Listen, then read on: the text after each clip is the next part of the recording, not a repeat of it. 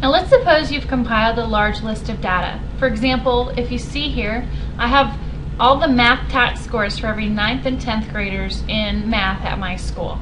Now I'm ready to distill some meaningful information from this data. So I might be thinking about questions to ask, like, what are the total number of 9th graders who met the standards for tax? Which teachers have the high percentage and low percentages of students passing tax? And how well are the economically disadvantaged students doing in comparison to the other students on tax? When I want to answer questions like these, pivot table reports, which are interactive tables that automatically extract, organize, and summarize your data, are incredibly useful. You can use them to report, you can use them to analyze the data, they can make comparisons, detect patterns and relationships, and help you analyze trends. And it's great because you can see these big pictures of data without ever entering a single formula.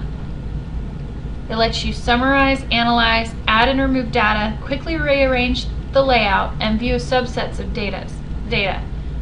But here are the rules, and some rules are suggestions more than rules.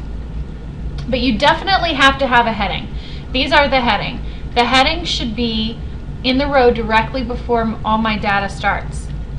Don't ever put a blank row in between the data and the headings. And you want to make them distinct, so I have them bold.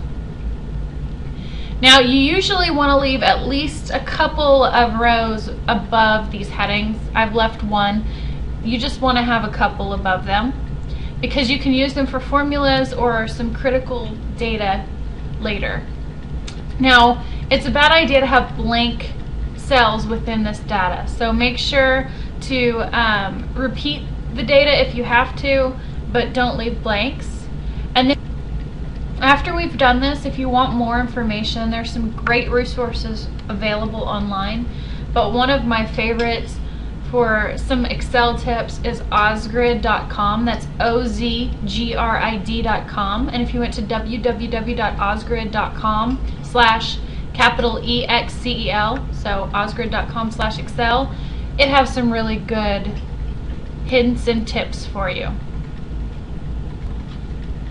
So I'm going to turn sheet 1 here into a pivot table. To do that, I'm going to go to the Insert tab, and I'm going to pull this down and go to Pivot Table. It's going to want me to select the range.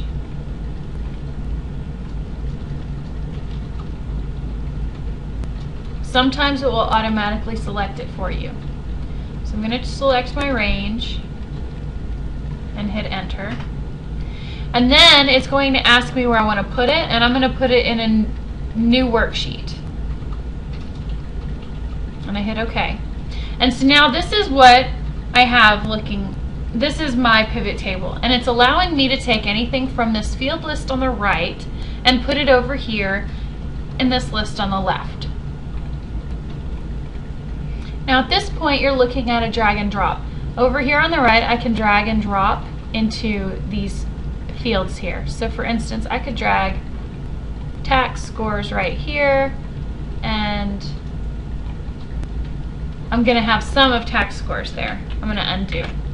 I could drag the math teacher up here, and so now I could look at any of the individual. I could also select multiple, so I could have multiple teachers. And then I want to look at the grade level to the far left. So now it's separating 9th and 10th, and I could pick just 9th or just 10th. And then I'm going to look at if they met the standard. So now I know based on 9th grade and 10th grade, I've got 71 here and 69 here. And it needs a column heading, so I'm going to drag met standard again up here. So now I'm going to get no and yes. So now I know how many of the 9th graders did not meet the standard and how many did meet the standard, for a grand total of 71, and how many 10th graders did not meet versus did meet. And I know this now for all the teachers, but then I could drag down and say, okay, of Hess, what did it look like? Okay, well, I'm going to do multiple teachers. I want Rayleigh and Hess. And now you'll see that it did both of theirs. So there's multiple levels of filtering you can do. And you'll notice on the right hand side that started to change, and I have little icons going on. So right here it's showing me that it's filtering by multiple selections. You could also add in economically disadvantaged, and you'll just notice that it starts to build and expand just based on whatever it is that you're doing. So you can take things away. I could uncheck that, now it goes away.